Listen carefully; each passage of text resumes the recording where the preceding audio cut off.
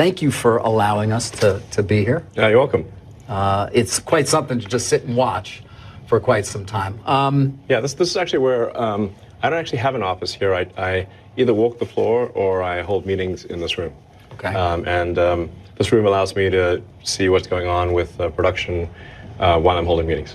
Is there one particular production that you focus on when you're here, or that you sort of your eyes always go to, or you actually walk over to? Well, this is the end of line that we're seeing here. So if cars aren't moving, that means there's some blockage upstream, and then I can go and see what that blockage is. So I think we might be on a break right now, but if vehicle end of line is not moving, that means there's something upstream that's wrong. Got it. Well, it's been amazing just to walk around the facility a bit and get a sense for the size. All right, you just finished your annual meeting. You took a lot of questions from a very eager audience. I feel like most of it you've shared before, but there was some news, and I want to start there. Advertising. You got a big applause. You didn't sound like you were going to advertise that much, but you did at least seem to open the way to saying, okay, we might consider doing some advertising. Why? Well, I mean, I believe in listening to shareholders, and I actually was surprised by the level of enthusiasm for advertising, since we have not historically done that. But there perhaps is some good logic to it in that if we're simply sending out information via, say, the Tesla Twitter account or my Twitter account, we're somewhat preaching to the converted, and not reaching people that are not already convinced, essentially. So I think they probably have a good point. I mean, I think it's worth a try, and we'll see. So we'll see how effective. Do you have any idea how you'd like to try it, or what that would involve? Well, I mean, I have some general thoughts about advertising. That you know, if advertising is informative and entertaining, then it can start to approach content. So I think sometimes advertising is perhaps not informative, or perhaps in some cases a bit misleading. And in fact, we've lost some advertisers on Twitter because community notes applies to advertising too. And so if somebody advertises something that isn't perhaps a bit inaccurate, then it gets community noted, and then they get mad and stop advertising. But we care enough about the truth that we're willing to give up advertising dollars on Twitter, even if you know, in order to have the least inaccurate source of information. And I want to talk about that, but I want to obviously spend some time on Tesla. Again, back to ads, though. I mean, am I going to start to see Tesla ads during the NFL broadcast on a given Sunday, Monday, Thursday? The NFL's always on. Well, bear in mind, I mean, I only just agreed to it, so it's not like I have a fully formed strategy. Okay. Well, how much time does go into when you think about these things? I mean, was it something you decided to do up on stage, or at least did you know coming in, I may, you know, if this comes up, that I may go there? No, I mean, the questions are not scripted in any way. Right. So in that moment, you just said, all right, we'll do some ads. That's right. So we're only like 20 minutes later, and I'm asking you detailed questions. You don't have any answers, I guess. I'm not sure what the most effective thing is, except that, like I said, I believe that advertising should be informative about a product. It should be ideally aesthetically pleasing. It should be, you know, beautiful. It should have some artistic element to it, and it should be something that you don't regret watching after it's done. And I think if advertising fits those criteria, that it starts to approach content, and that you want advertising that is as close to content as possible, such that you don't regret the time you spent watching it. But you did say something as well, which is that, you know, you've been preaching to the converted. You mentioned a few statistics, for example, about safety, about price during the meeting that may not be fully understood by the general auto buying public at large. So a lot of people still think Teslas are super expensive because we did start out with an expensive sports car, then like a slightly less expensive sedan and SUV. But now we're at the point where the starting price of a Tesla is actually below the average selling price of a car in the United States. So Teslas are actually much more affordable than people realize. And so we should just make sure people at least know that. Right. And that Tesla is also the safest cars on the road in so many ways that people, actually a lot of people at Tesla don't even know. sort of the cabin overheat protection, for example, or the fact that we continuously update the automatic emergency braking software and the way the airbags deploy. So we look at an accident, we say, is there anything we could do from a software standpoint to improve the cars that are already on the road? And then what can we update in the design to improve safety? I think that the statistics speak for themselves. This is not simply a matter of opinion. It's statistically safer than anything else. You mentioned affordability. It's something you discussed during your meeting. You've also discussed it a bit on the earnings call recently as well, in relation to the Federal Reserve raising interest rates and obviously the monthly cost for a typical auto buyer. You think it's going to be a tough 12 months ahead. You've said that a few times. Yes, for everyone, not just Tesla. Understood. So it's, it's simply, you can think of raising the Fed rate as somewhat of a brake pedal on the economy, frankly. It makes a lot of things more expensive. Certainly things that are bought with credit, but then it has downstream effects on even things that aren't bought with credit.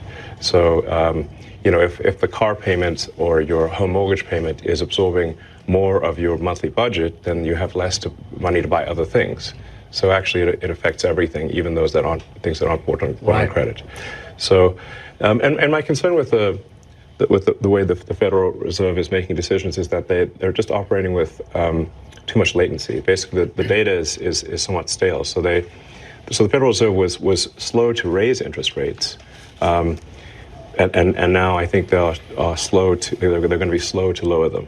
That appears to be the case. Yeah, that may well be. We spent a lot of time talking about that, as you might imagine, on CNBC. Yes. Perhaps too much. But when it comes to latency, that takes me to pricing, because you've discussed the lack of latency in your own ability to understand exactly what's going on in the market for those cars, as opposed to many of the legacy and other competitors. We have real-time information on demand. So, so we know how many people placed an order for a Tesla yesterday. So the computer calculates that all, and literally every day we get an automated email to the exec staff that says how many people placed an order in which countries for which cars, and so we know what demand, we know what the orders were yesterday.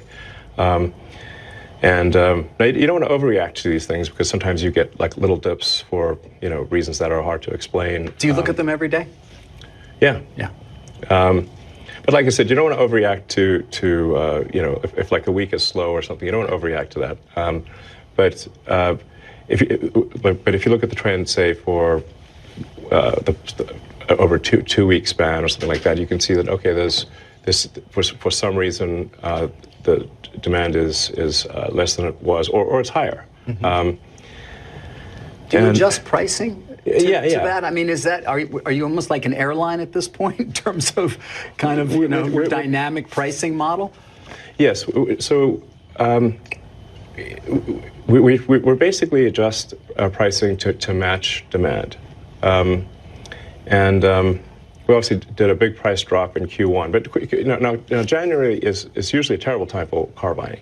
So there's seasonality to car purchases. With January is often the worst month. So we did a big price drop, and then recently we did a price increase. So as I mentioned to the audience, the reality is that all car companies make significant adjustments to price, because you've got the MSRP number. And then if demand is high, dealers will charge some premium over MSRP. If demand is lower, they will have manufacturer incentives. So you can actually see a very big difference over the course of, say, 6 months between the peak to trough of all cars. It's just that Tesla is so immediate and obvious and transparent. It's not a question of MSRP and then markups or discounts. Right. But after your last earnings, a lot of investors came away wanting to talk about your margins and wanting to talk about your pricing. In particular, I think, you talked about vehicle cost reduction.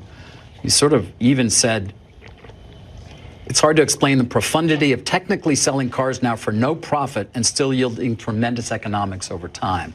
Yes. I'd like you to explain a little bit more of what that means. You did a bit in the meeting as well. You're talking about sort of the move, I think, from manual to autonomous, and the value add that will come along with that. But explain to people why that's profound and why conceivably, not that you want to, you could sell automobiles now for no profit and still make enormous profit in the future. Tesla is the only car company selling cars where we believe the car is capable of achieving full autonomy with a software update. So the value of a fully autonomous car is, we think, perhaps 5 times more valuable than a non-autonomous car. Why? Well, the utility of a car, typically a passenger car, is going to be maybe 10 hours a week, maybe 12. If you say like somebody's going to drive an hour and a half a day on average, so maybe an hour commute per day and then an occasional long trip, but figure it's like 10, 12 hours a week is typical for a passenger vehicle. And then you also have a lot of costs associated with parking. You need a garage, or you've got to buy a parking space, or you've got to get a parking ticket at the mall. There's a lot of costs associated with cars. Now, if you've got a car that's autonomous, that can go around and essentially be like an autonomous Uber, the utility, I think, is going to be, well, it's going to be much higher, perhaps. And this again, there's so much speculative. I understand. We're talking about robo-taxis here, or at least what people have called it, you have called like an autonomous Uber is a way to think about it. So Right. perhaps the utility then would be on the order of 50 hours a week. This is just a guess. Say like, there's 168 hours in a week, and probably, as a rough guess, an autonomous car will be able to be active instead of for 10 hours a week, probably in our view for about 50. Right. But it's the same car, and it costs the same to build.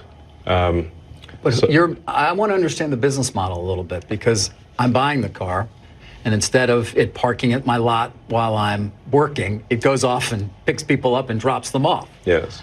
Who's making the money from that? I assume that's the value add you're talking about. Is it a revenue share? Do you have this model sort of planned out specifically as how it would look? It's been in the Tesla terms and conditions for quite a long time. Oh, it has. So the owner of the car would make, I don't know, some amount. Who knows what it would be, but perhaps it could be a 50-50 split or 70-30. I don't know. But the cars are if you buy a Tesla car, it can only be used in the Tesla network. It cannot be used in someone else's network. So that means that. If the car is able to be used 5 times as much, Tesla is likely to make basically 2 or 3 times the original value or sale value of the car in robotaxi revenue. Right. This is gigantic. As I said to the audience, it'll be like selling cars for software margins, because in fact it is software. Right. Instead of effectively having, say, 25% margins, it might be 70% or more. The free cash flow associated with that is actually truly a staggering amount. The best analysis that I've seen thus far about this is from Kathy Wood's firm, ARK Invest. We know Kathy well. Yeah, she's great. Yep. I would assume you like her, obviously. She's been a huge proponent of your stock for many years. Was right, by the way, very early on. She was right. Yeah. I thought she was being optimistic, but she turned out to be, in fact, almost spot on. Yeah. And I am familiar somewhat with her analysis. What a lot of investors come back to, or everybody, is your promises of full autonomy. And you seem to be saying, again, it's close. You said it before, you know that. Yes, no, I mean... You said it in 19, I think about 20, and I've certainly been, I guess I have somewhat of a pathological optimism. Well, it works, by the way, because you don't end up with this unless you're optimistic. But yeah, exactly. I mean, who would try to do this and rockets if they weren't pathologically optimistic? No, you'd have to be. So there's a double-edged sword, I guess. But do you ever say to yourself, all right, I'm getting a little ahead of myself here? I mean, when you said, again, we're going to have full autonomy. No, I didn't say we will. I said, I think, in my opinion, We probably will. Okay, right. There's a number of qualifiers there. I think, in my opinion, we probably will. So, what do you think, in your opinion, you probably will? When? I mean, it does look like it's going to happen this year. Why? Well, we're now at the point where the car can drive on highways and in cities with, and where a human intervention is extremely rare. I mean, I was able to drive for several days, just dropping a navigation pen in random locations in the greater Austin area with no interventions. And the same in San Francisco, which is a very difficult place to drive. So, I mean, you've got bus lanes, one-way streets, you know, so it's quite a challenging homeless situation.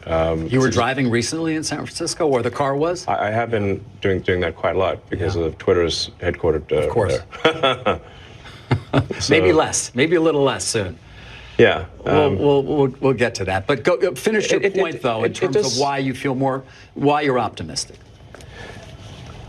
I'm optimistic for that reason, which is that I've actually never. This is the first time I've had a situation where there's been several days in a row picking random destinations and having no safety-related intervention. Right. It's the first time ever. I want to get to a lot of other topics, but I am curious on Tesla in particular. One thing I haven't heard you discuss is the impact on your business of the Inflation Reduction Act. At least I haven't heard it. Maybe you've discussed it. Adam Jonas, who follows your company at Morgan Stanley, said, "We believe the IRA is so advantageous to Tesla in terms of absolute dollars versus the legacy OEMs, it could equal as much as 45% of current earnings per share." Is the IRA going to be usually beneficial to your company? I'm not sure it's going to be that beneficial.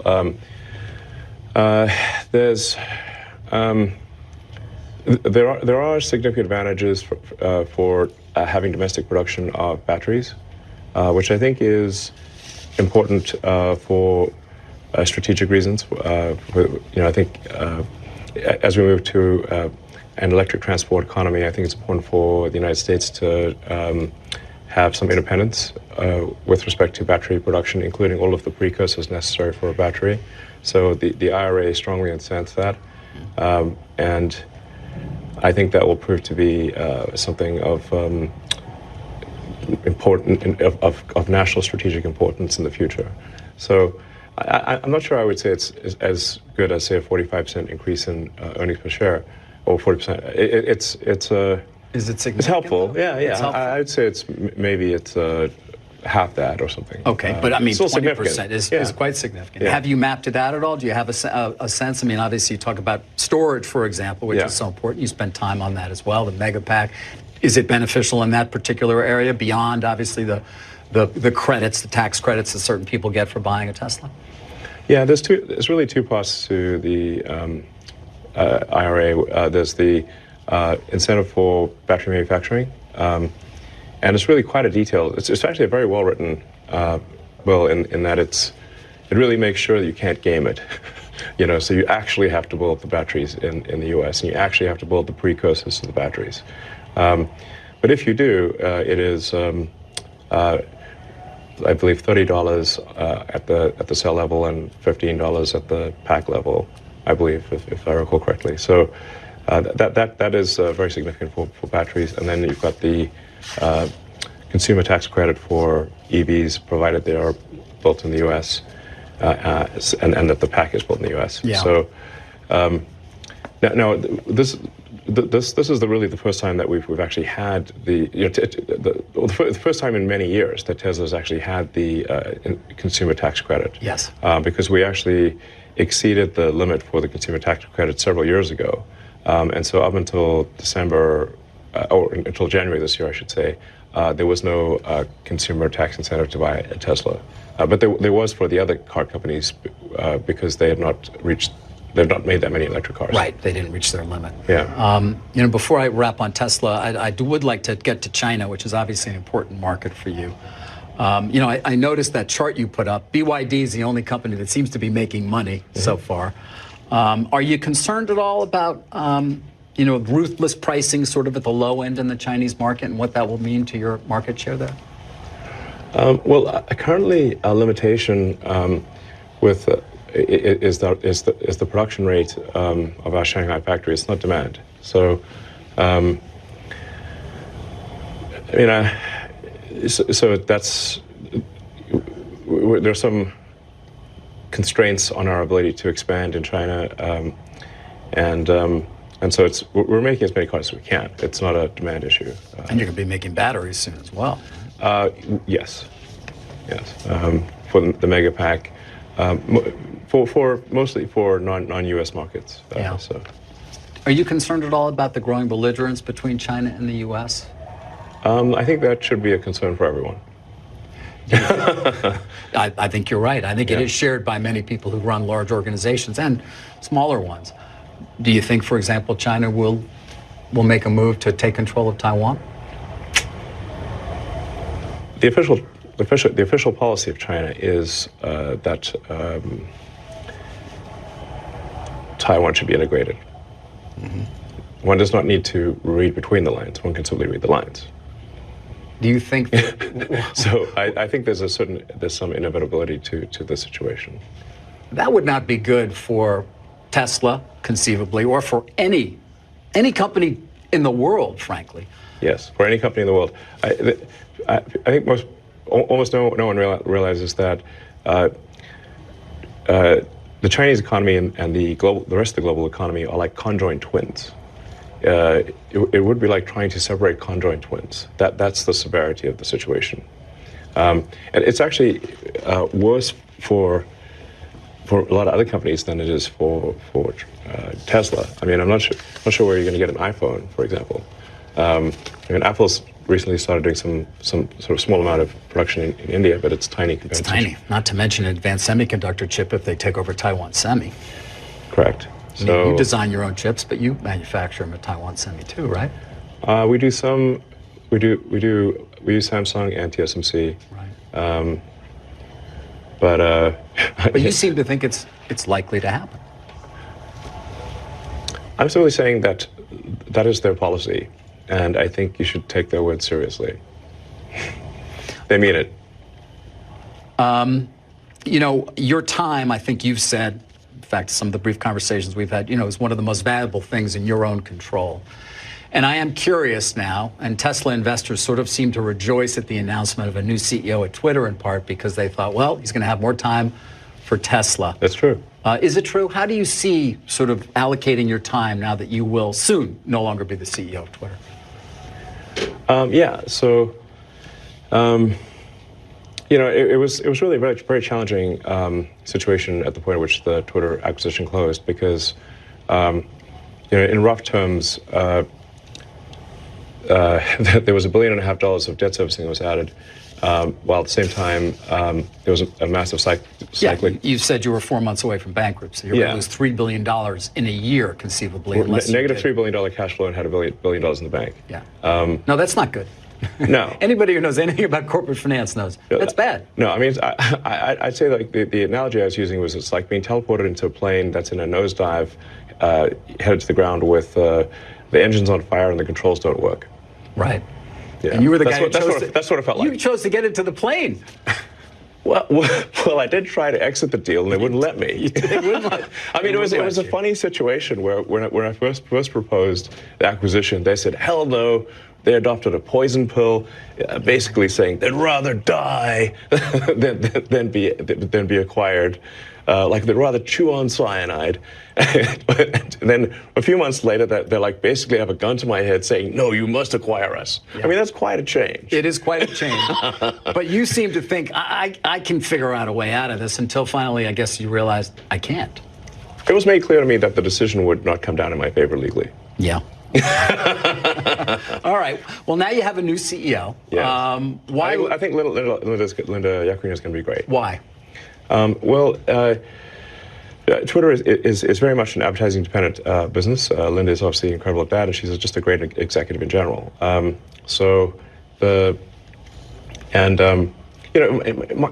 skills and interests are in technology.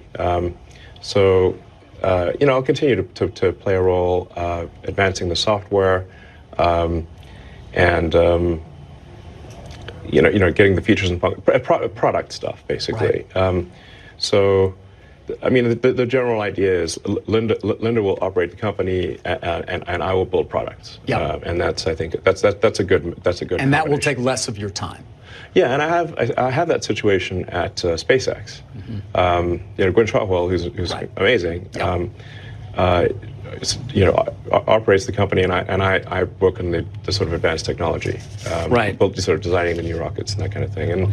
And that's everyone should play to their strengths, and that's mine. That's true. Although I wonder, I mean, in 2021, you said you spent most of your time on the development of Starship.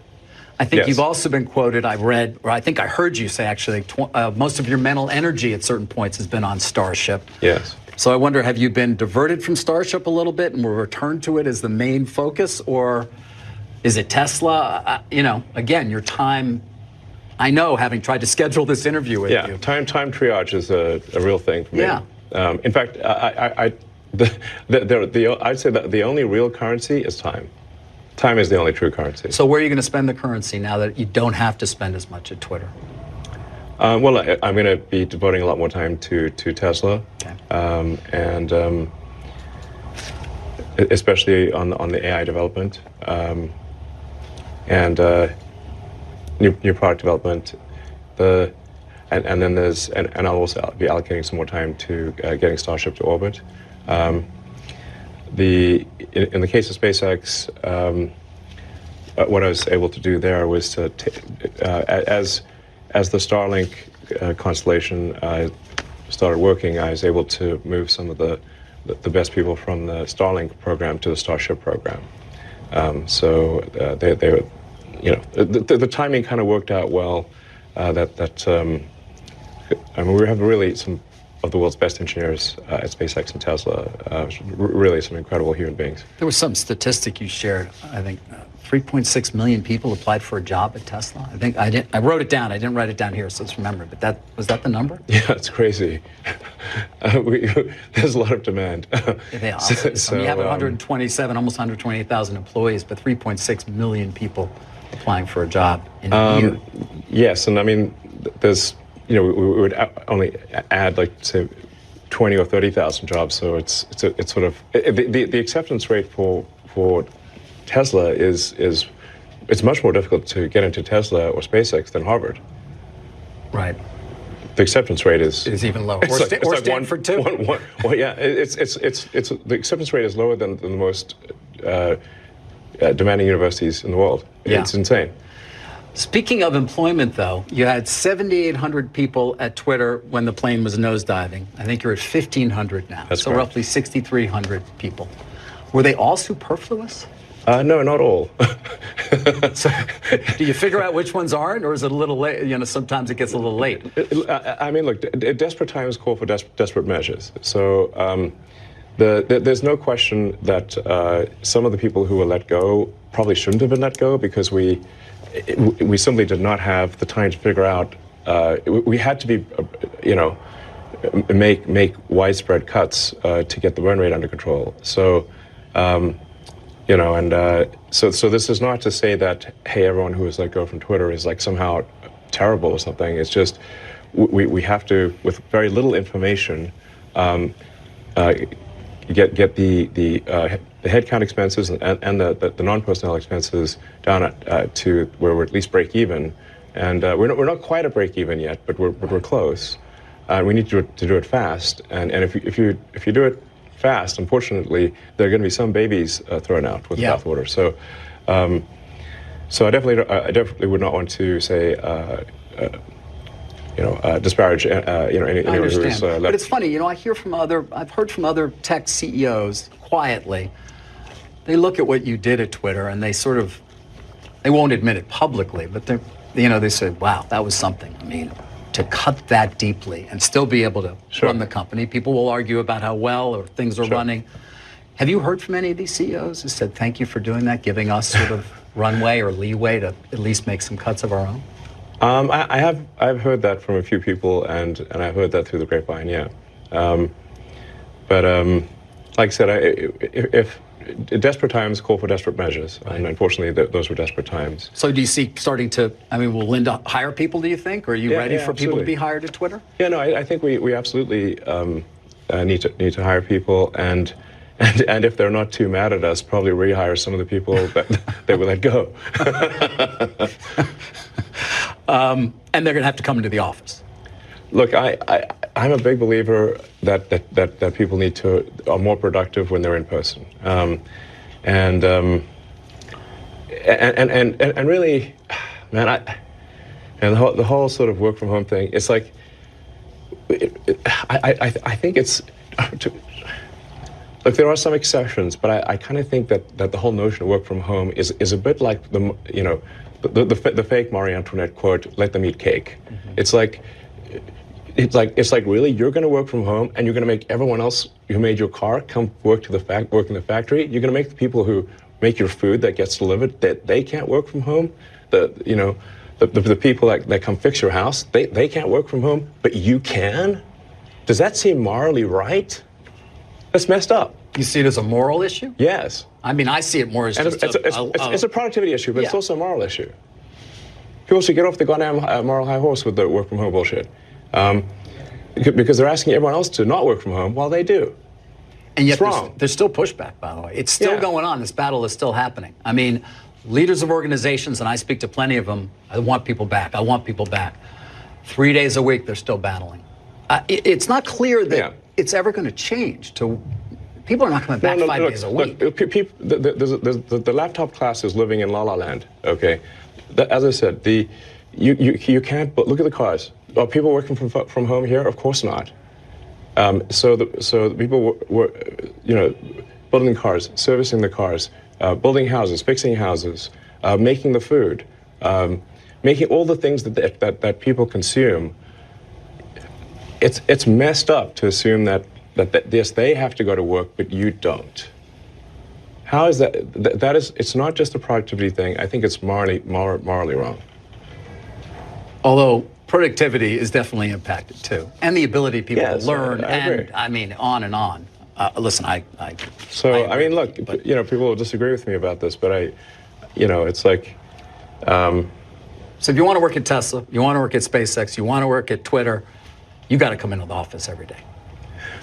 Yes, I mean, like I'm not saying. I'm saying, like, look, put 40 hours in, and frankly, it doesn't even need to be like, Monday through Friday. You could work Monday through Thursday. And I'm also not saying no one should take. I mean, I think people should take vacations. Like I work 7 days a week, but I'm not expecting others to do that. How much sleep do you get, by the way? About 6 hours. You do 6 hours typically? Yes. No, that's not bad. I thought it would be less. I've tried less, but my productivity, even though I'm awake more hours, I get less done. Okay. And the brain pain level is bad if I get less than 6 hours. But you work 7 days a week. Yes. Yeah. I actually only, in terms of actually, you say like how many days in a year do I not put in some meaningful amount of work? It's probably about 2 or 3. Right.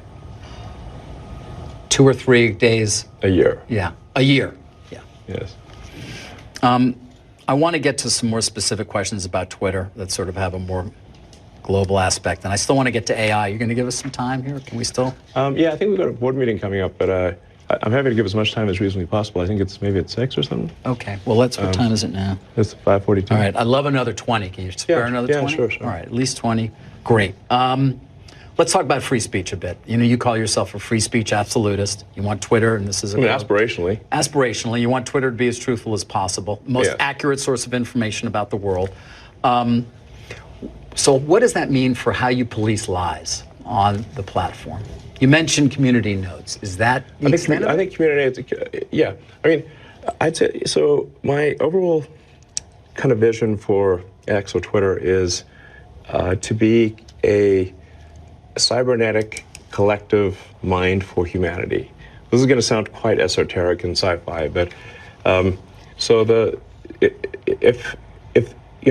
pursuit of that objective, you want to have information move quickly, have that information be accurate, and you want to have error correction on that information. So you can think of community notes as like an error correction on information in the network. And the effect of community notes is actually bigger than it would seem. It's bigger than the number of notes. Because if somebody knows that they're going to get noted, they are less likely to say something that is false because it's embarrassing to get community noted. Okay. But if somebody... and that applies even to advertisers, by the way. Right. We've lost that's so far $40 million in advertising. Because it was misleading, or because the community notes said it was? The community notes, they got two pretty big advertisers got community noted. And yes, I think on balance the community notes were correct, and I did say to those advertisers, look, just go on Twitter and provide some facts that contradict the community note. That's the way to deal with the community note, is to say is that the community note is saying that the ad is misleading for the following reasons. If you've got information that rebuts that note, then just add that to the ad. Okay. Well, we're coming up on an election. I mean, it's a ways away, but it's going to all start. Yeah. President Trump is allowed back on the platform. He hasn't actually come back. Right. But one would imagine if and when he does, or there are others who will say 2020 election was rigged. Is that something, I assume that's not something you believe? Well, I think the answer is nuanced. Like, do I believe Biden won? Yes, I believe he won. And you voted for him. I did, actually. Do you regret that? I mean, man, I wish we could have just a normal human being as president. That's what I want. I think if we could, you know, there's that old saying of like, we're better off being run by people picked at random from the phone book than the faculty of Harvard. Yeah. I don't know who said that, but it was someone very wise. And I would say if we could do that for the president, that would be great. You think that would be beneficial? So you're not, obviously you're not happy with Biden. Don't we all just want a normal human being to be whatever the president? That means, whatever, I'm not even sure anymore what normal means. No, but I mean, like, you know, just, I don't know, just sort of... You want somebody who's competent. Yeah, that's helpful. Yes, I think definitely somebody's executive ability is underrated. Since the president is effectively the chief executive officer of the country, it actually matters if they're a good executive officer. Yeah. It's not simply a matter of do they share your beliefs, and you know, but are they good at getting things done? There's a lot of decisions that need to be made every day. Many of them are unrelated to moral beliefs. You know. Right. And you just want a good executive. Because they're CEO of America. They are. They are. We want a good CEO of America who's going to be an effective. Unfortunately, we live in highly partisan times where there is war about everything, including ideas, including the truth, which gets back to it's not true that the election in 2020 was rigged. It wasn't stolen. And I wonder on the platform, when you see that, does that end up in a community note, or is that something you take more action on? And obviously, that applies to so many. I mean, to be clear, I don't think it was a stolen election. But by the same token, if somebody's going to say that there's never any election fraud anywhere, this is obviously also false. Yeah. If 100 million people vote, the probability that the fraud is zero is zero. There's going to be, of course, there's always going to be some. A little. But is it going to, right? I mean, the tiniest bit, perhaps. I mean, this election was audited. It was so many judges. I mean, it went on and on and on, and there was nothing whatsoever that. I don't want to debate this with you. My question is more about. I think it's important to say, like, that in any given election, even if you try your hardest, if you've got 100 million votes, there's going to be some amount of fraud that is not zero, and that it's important to acknowledge that without saying that the fraud was of sufficient magnitude to change the outcome. Mm-hmm. So my opinion would be that there was some small amount of fraud, but it was not enough to change the outcome. Right, and by the way, it might have been either way. I mean, Yeah, there's probably a little bit of each way. But again, it's going to be, you're going to let people say that, though, on Twitter, and then you're going to hope that they're corrected. They will be corrected. They will be. Oh, yeah, 100%. Let's talk a bit about your tweets, because it comes up a lot. Even today, it came up in, anticipation of this. I mean, you do some tweets that seem to be or at least give support to some who would call others conspiracy theories. Well, yes, but I mean, honestly, some of these conspiracy theories have turned out to be true. Which ones? Well, like the Hunter Biden laptop. That's true. Yeah. Yeah. So, that was a pretty big deal. There was Twitter and others engaged in active suppression of information that was relevant to the public. That's a terrible thing that happened. That's election interference. But how do you make a choice?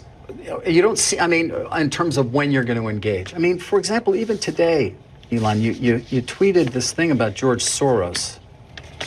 Well, I'm looking for it because I want to make sure I quote it properly. But I mean, you know what you wrote. But you basically. I said it reminds me of Magneto. This is like, calm down, people. This is not like made a federal case out of it. You also, you said he wants to erode the very fabric of civilization, and Soros hates humanity. Like, when you do something like that, do you I think that's true. That's my opinion. Okay, but why share it?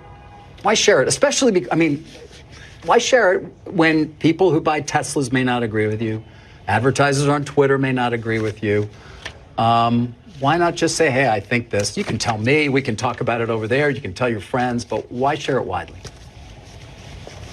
I mean, this is freedom of speech. I'm allowed to say what I want. You absolutely are, but I'm trying to understand why you do, because you have to know it puts you in the middle of the partisan divide in the country. It makes you a lightning rod for criticism. I mean, do you like that?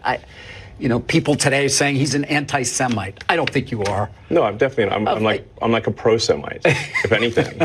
I believe that probably is the case. Yes. But why would you even introduce the idea then that would be the case? I mean, look, we don't want to make this a George Soros interview. No, God, no. I don't want to at all. But what I'm trying. Even came up though in the annual meeting. I mean, do your tweets hurt the company? Are there Tesla owners who say, I don't agree with his political position and I know it because he shares so much of it? Or are there advertisers on Twitter that Linda Yaccarino will come and say, you got to stop, man. Or, I can't get these ads because of some of the things you tweet.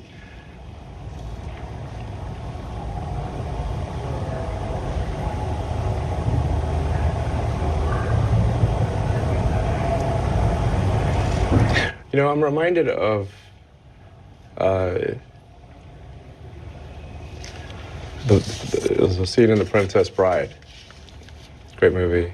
Great movie. Where he confronts the person who killed his father. And he says,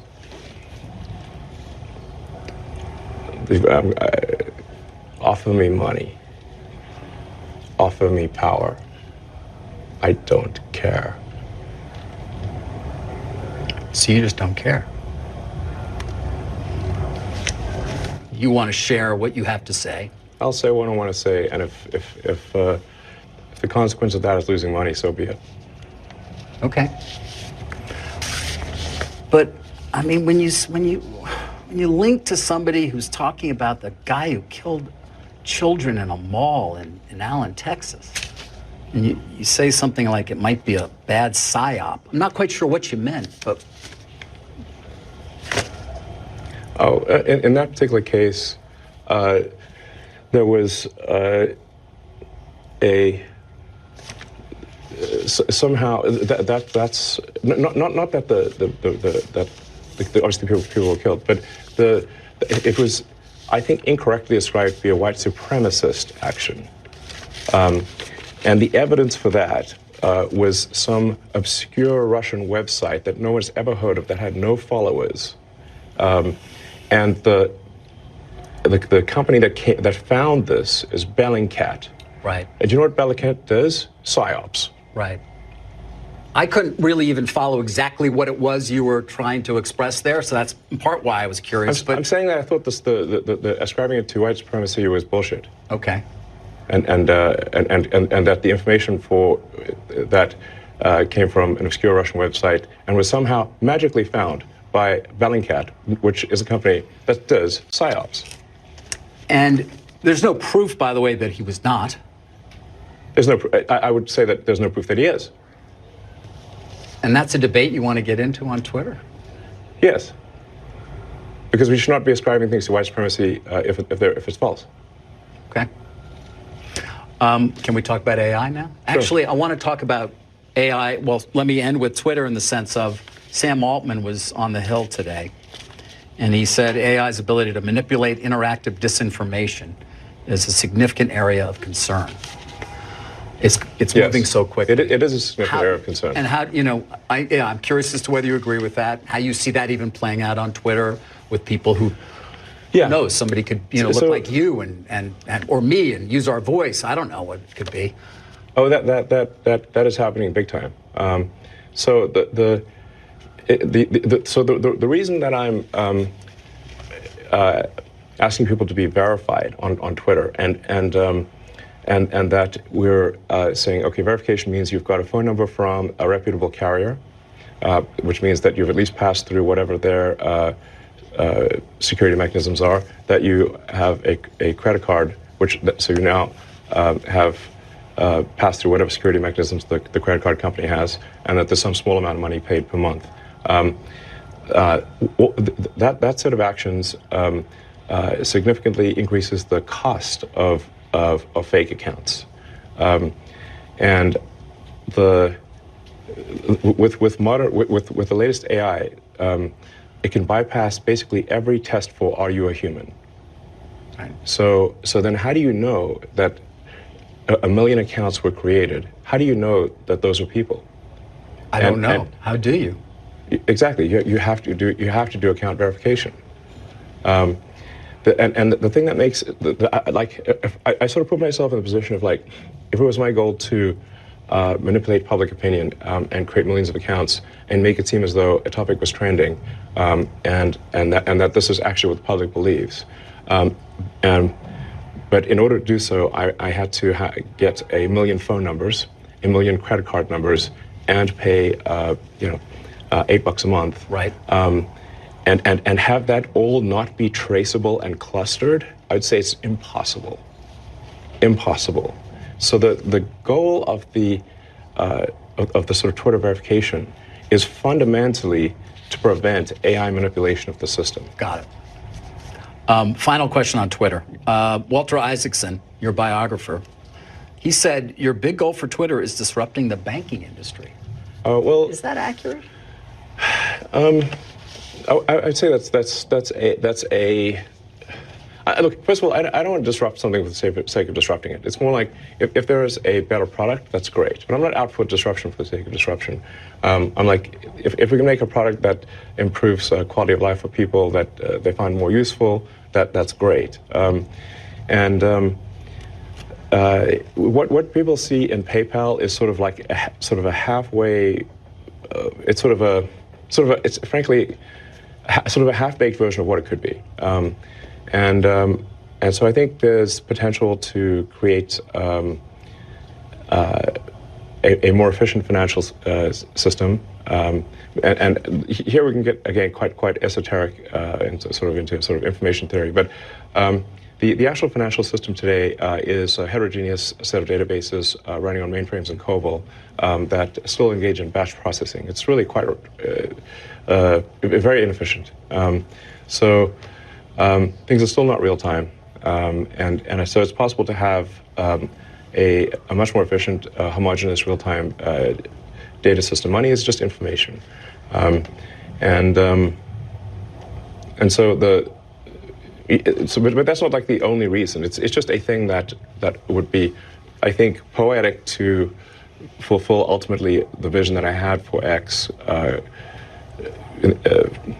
over 23 years ago, right. and actually see that come to fruition would be nice. But there are many other things for Twitter. It's not just financial. So. Well, you talk about enhancing humanity. I'm curious then about AI, which many people say will lead to great productivity gains. You showed those robots. I mean, I can imagine what they conceivably could do when powered by AI. But I'm also curious, because you've certainly been concerned, what percentage do you give the chance that it will destroy humanity? Well, the advent of artificial general intelligence is called a singularity because it is so hard to predict what will happen after that.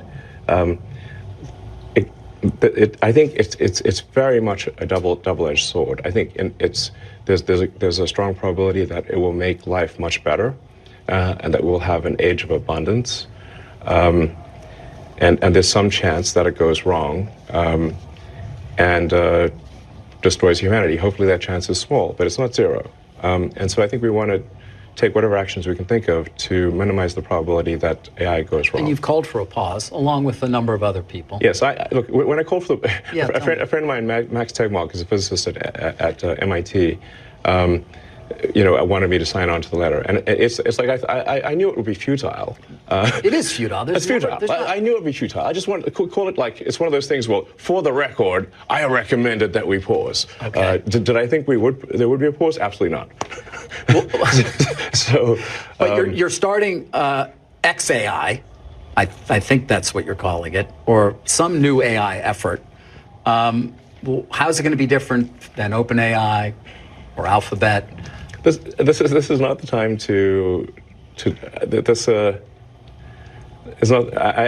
we don't have enough time, and nor is this the moment to really talk about it. Okay.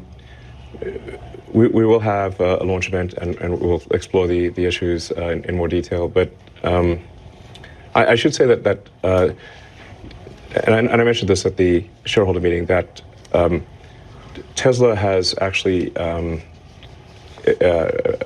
tremendous capability in real-world AI. Yes. In fact, it is very far ahead of anyone. I know people actually on Twitter prior to our interview were saying, he never gets asked about how advanced his AI is at Tesla. You always talk about the other names. Tesla AI is, like I said, I'm not even sure who's second, frankly. Why is that? What are people not understanding about what you have, and why are we talking so much about ChatGPT and generative AI at OpenAI and what Microsoft's going to be able to do with it, and not about Tesla? I don't know. I mean, people do talk about it online. I think Tesla will have sort of a ChatGPT moment. Maybe if not this year, I'd say no later than next year. Wait, say that again. I'm sorry. You're going to have a sort of ChatGPT moment. Oh, you will. In terms of suddenly it will. Yeah, suddenly 3 million cars will be able to drive themselves with no one. Right. It goes back to that. Right. Yeah, and then 5 million cars, and then 10 million cars. So, and I would also say that if positions were reversed and say, well, in fact, the positions are reversed. For example, Google has Waymo, which is sort of attempting self-driving, and they are able to make self-driving work in a very limited geography with very tightly mapped streets. But as soon as anything goes wrong with those streets, like if there's an accident or a parade or road construction, it stops working. Basically, Google is unable to produce a generalized solution to self-driving that works anywhere. They've been trying to do that for a long time. They've been unsuccessful. Tesla basically has that and is far more advanced than Google. Yeah. And so if the positions were reversed and you said, okay, Tesla's got to produce a large language model that has output equal to or greater than ChatGPT, or Microsoft OpenAI has to do self-driving, and we flip the tasks, Tesla would win. You'd win. Yes. You have the computing power and everything else you need to do it. Absolutely. I'm being told we don't have that much time. Can you give me another 5 minutes, or what do you think? Yeah, I think so. I do have a board meeting. I know. But 5 minutes is probably fine, sure. Okay, thank you. OpenAI, I mean, you seem somewhat frustrated with them. You were one of the big contributors early on. The reason I am the reason OpenAI exists. How much money did you give them? I'm not sure the exact number, but it's some number on the order of $50 million. Man, fate loves irony, next level. So I used to be close friends with Larry Page, and I would stay at his house, and we'd have these conversations long into the evening about AI, and I would be constantly urging him to be careful about the danger of AI, and he was really not concerned about the danger of AI and was quite cavalier about it. and at the time, Google, especially after their acquisition of DeepMind, had 3/4 of the world's AI talent. They had obviously a lot of computers and a lot of money. So it was a unipolar world for AI. And we've got a unipolar world, but the person who controls that does not, or at least did not seem to be concerned about AI safety. That sounded like a real problem. So, and then the final straw was Larry calling me a speciesist for being pro-human consciousness instead of machine consciousness. And I'm like, well, yes, I guess I am. I am a speciesist, So you helped to the creation of OpenAI. You put in as much as $50 million. More than helped. It wouldn't exist without me. It wouldn't exist without you. So I came up with a name. Right. The name OpenAI refers to open source. So the intent was, so what was the opposite? What's the opposite of Google? Would be an open source nonprofit, because Google is closed source for profit. And that profit motivation can be potentially dangerous. Should you have gotten governance for that money? Should you have gotten some level of control, perhaps, in retrospect? Yeah, I fully admit to being a huge idiot here. Anyway, so OpenAI was like meant to be open as an open source. It was created as a 501c3. So part of it is also, in the beginning, I thought, look, this is probably a hopeless endeavor. How could we possibly compete with? How could OpenAI possibly compete with Google DeepMind? I mean, this seemed like an ant against an elephant, which is not a contest. And I was also, I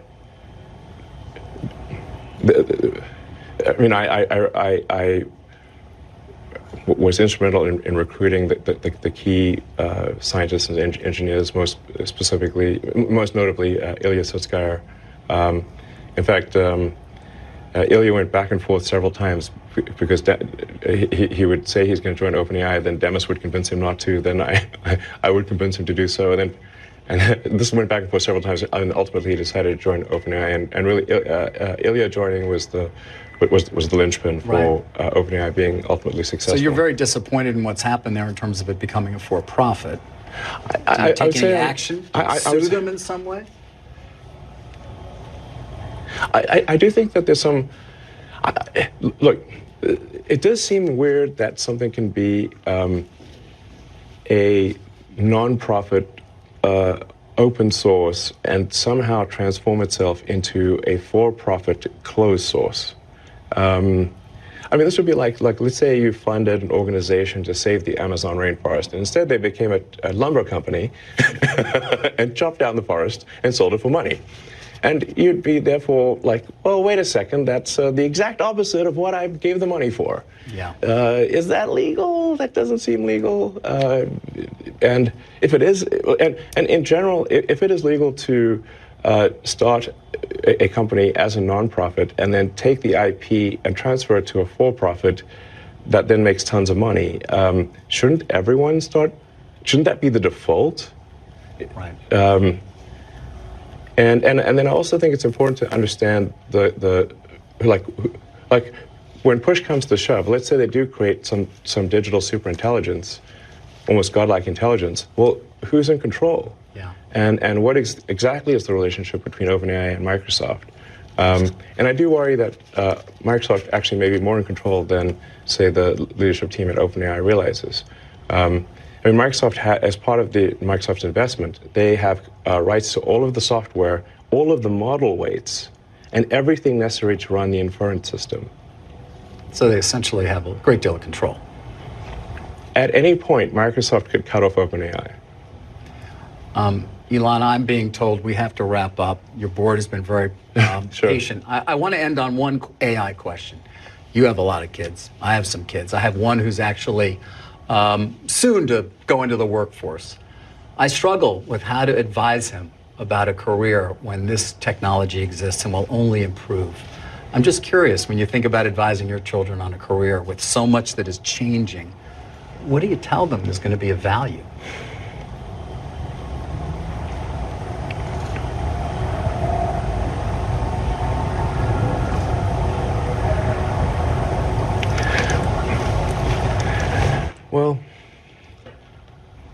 that is a tough question to answer.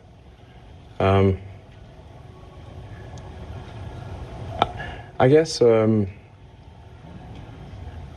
would just say, to sort of follow their heart in terms of what they find interesting to do or fulfilling to do, and try to be as useful as possible to the rest of society. If we do get to the sort of like magic genie situation where you can ask the AI for anything, and let's say it's even the benign scenario. Let's say it's a benign scenario. How do we actually find fulfillment?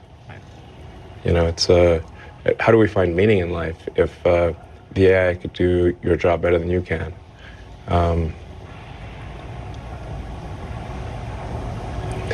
mean, if I think about it too hard, frankly, it can be dispiriting and demotivating. Because, I mean, I go through. I've put a lot of blood, sweat, and tears into building the companies, and then I'm like, wait, well, should I be doing this? Because if I'm sacrificing time with friends and family that I would prefer to do, but then ultimately the AI can do all these things. Does that make sense? I don't know. To some extent, I have to have deliberate suspension of disbelief in order to remain motivated. So I guess I would say just, work on things that you find interesting, fulfilling, and that contribute some good to the rest of society. Okay. Well, that's a great place to end. There's so much we didn't get to. I hope you'll give me another chance to sit down with you. But Elon, thank you for being so generous with your time. Thanks to your board for waiting as well. And thanks for having us here at this incredible facility. Appreciate it. Thank you. You're welcome. All right. Pleasure.